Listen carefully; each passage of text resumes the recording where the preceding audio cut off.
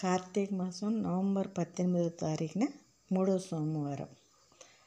ఆ రోజున శివ కుటుంబానికి ఆరాధన చేయండి.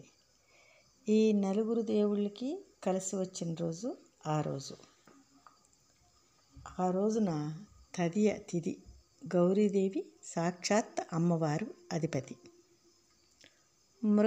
మృగశిర నక్షత్రానికి అధిపతి కుజుడు, అంటే సుబ్రహ్మణ్య స్వామి. ఈశ్వరుడికి సోమవారం. సంకష్టహర చతుర్థి అంటే వినాయకుడు.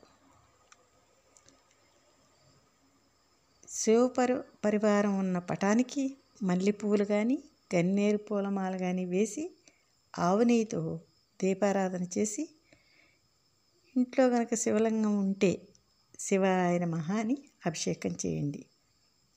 శుద్ధమైన ఆవు నెయ్యితో అభిషేకం చేయండి.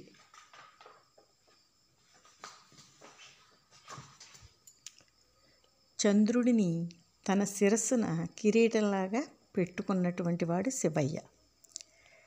శివయ్య కంఠంలో గరళం ఉంటుంది కనుక ఎప్పుడు వేడెక్కిపోతూ శరీరం ఉంటుంది.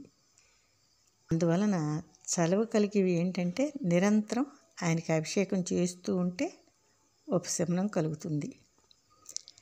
ఈ విశ్వాన్ని శివస్వరూపంగా భావించి వాటన్నిటికీ మనం నమస్కారం చేసుకుంటూ ఉండాలి.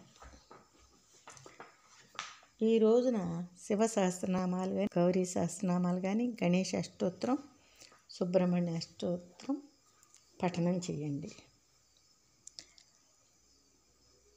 నైవేద్యం వడపప్పు, పానకం, పొంగలి పెట్టండి.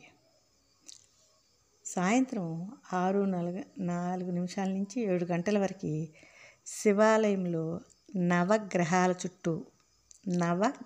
చుట్టూ శివాయ నమః అంటూ 27 ప్రదక్షిణలు చేయండి. మీకు వీలైతే తైలాభిషేకం శనీశ్వరుడికి చేసుకోండి.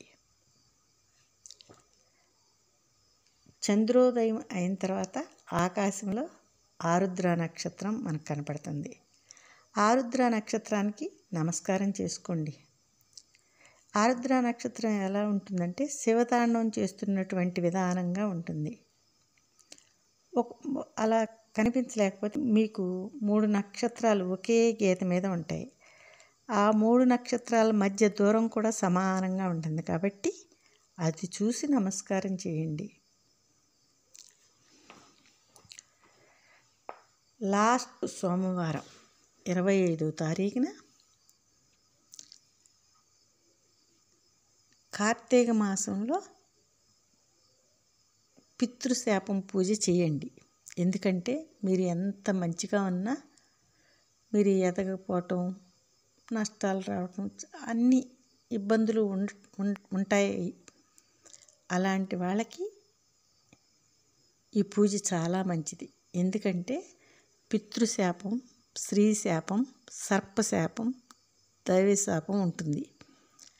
అలాంటి వాళ్ళ కోసమే ఈరోజు మంచిది, చేయించుకోండి. ఆఖరి కార్తీక సోమవారం రోజున ఉత్తరా నక్షత్రం దశమి తిథి ఉంది.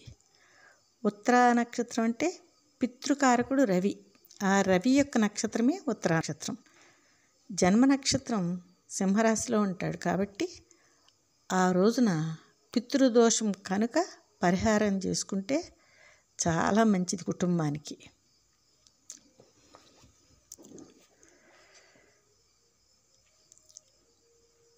ఆఖరి కార్తీక సోమవారం రోజున 25వ తారీఖున గంజి ఉంచిన అన్నాన్ని తెల్లని బట్ట మీద ఆరబెట్టి గోరువెచ్చగా ఉన్నప్పుడు ఆ అన్నాన్ని శివాలయంలో ఒప్పుకుంటే ఆరుద్ర నక్షత్రం ఉన్న సమయంలో మన ప్రాణంతో సమానమైన అన్నాన్ని శివునికి ప్రదోషకాలంలో ఉన్న సమయంలో అభిషేకం చేస్తే చాలా మంచిది.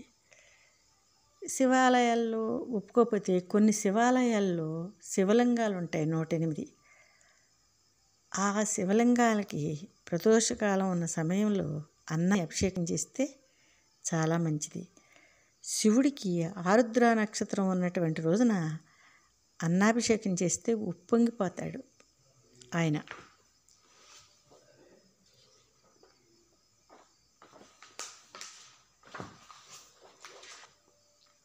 అన్నదానం దానాలలో ప్రధానమైంది.